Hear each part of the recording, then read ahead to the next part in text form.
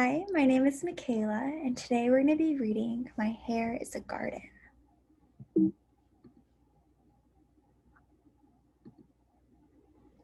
I was always drawn to Miss Tilly's house. She lived 4 houses down and across the street from our house. There was something special about Miss Tilly, the way she found a use for everything and made up songs while scrubbing her porch, the way her house shone in the daylight with its vines curling around it. It took my breath away. You could say her house had a glory. I used to run right into her house when I was a toddler. So when I was teased because of my hair, again, it was no surprise that I found myself running right to Miss Tilly's after school. She led me to her kitchen table where she'd been straining sorrel. Its pungent aroma and the smell of steeping ginger filled the kitchen. When my tears came, a slow leak, a salty streak, she handed me a tissue and let me be for a few minutes. Miss Tilly knew if I was looking for comfort, I could go to Mama for that. She knew I was at her house for a reason. She set a cup of the sorrel in front of me and I took a sip. It went down smooth and tangy and broke through the lump in my throat. I need help with my hair, I said. It wasn't the first time my hair had been made a joke. I sort of got used to it. I'd shrug it off, or I'd keep my hat on, even when I wasn't supposed to wear it in class. But when Julio Richards, who I'd known since kindergarten, said, "We all know Mac's hair is always a mess," he said it like it was a fact. Like, we all know the Statue of Liberty is surrounded by water. Or we all know George Washington was the first president of the United States. Folks have been poking fun of my hair since I was little, I told Miss Tilly. Mama's tried to fix it, but the truth is, she doesn't know what to do with it. I could feel Miss Tilly's hand on my thick nest of a head. That touch gave me hope. I made a little song in my head. Miss Tilly's hair is shiny. Miss Tilly's hair is long. She wears it as a crown, like beauty wrapped in song. You know, Miss Tilly's hair has a glory. Miss Tilly called my mama, who said I could stay there for a while. Then Miss Tilly turned to me. "Now I'll show you how to shampoo," she said. Shampoo? I know my hair is a mess, but it's not dirty, I thought. Miss Tilly put a towel around my neck and led me to the sink. Normally, I would put your hair in quarters before shampooing, but it's a bit tangled and matted now, so it's best to shampoo first. We'll detangle when it's more pliable. For that, you'll need a wide-tooth comb. I already use a wide-tooth comb, I said. Well, when I use a comb, that is. Miss Tilly took out a large comb with teeth that looked as far apart as the spaces in a garden rake. I nodded.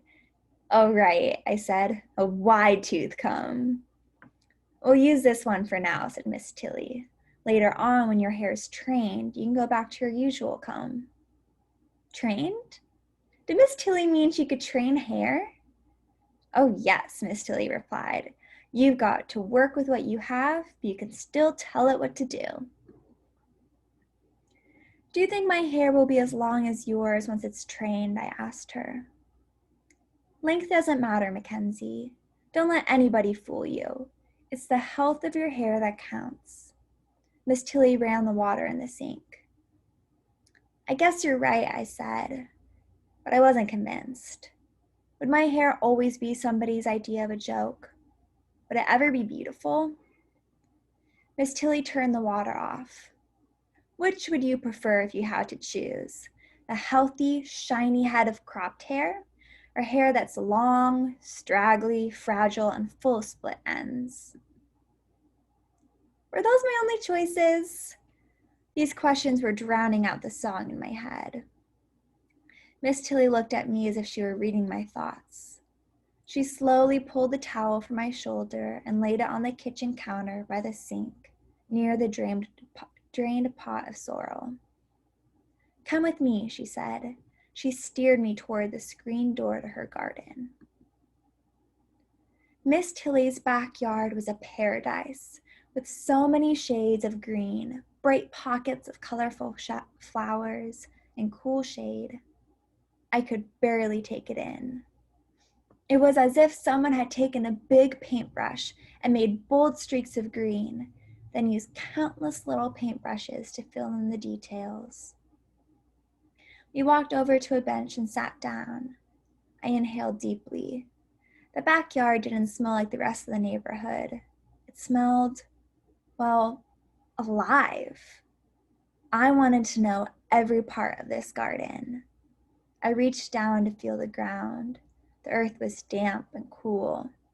It felt like it was giving me something I couldn't see.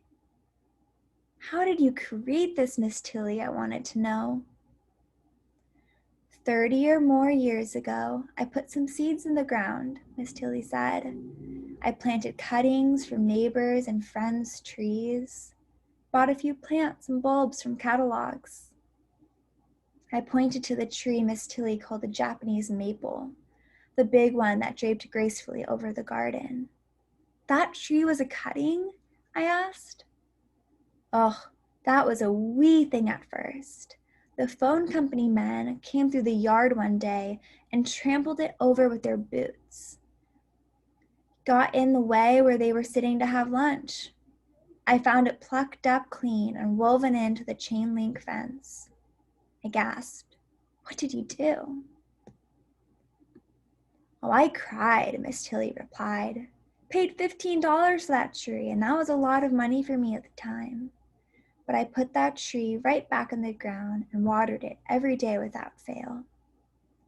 I thought about how that little tree had survived and all the water Miss Tilly gave it every day, even though it just looked like a broken branch. I wonder if I would have given up and thrown it away." I leaned down and ran my hands over some tiny plants on the ground near the bench. "What are those?" "Those are succulents. They hold a lot of water. Makes a great ground cover." "They sure are pretty," I said. Miss Tilly looked at me. "Is that Japanese maple prettier than those succulents?" she asked. "Of course not," I said. "Even though that Japanese maple is taller?" she asked.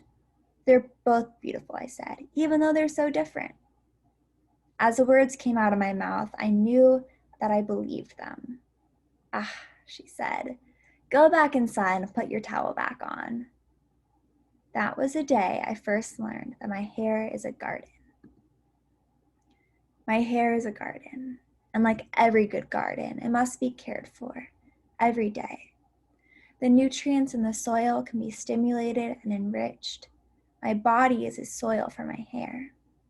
What I give to the soil comes back to me. I love to eat right. My words are like seeds that I plant.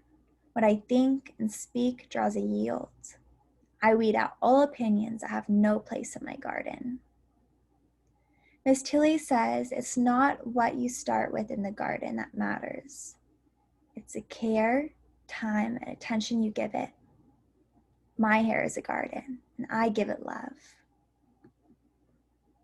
Here, we have some tips about caring for black hair, and you can pause the video and look at these more carefully if you want to.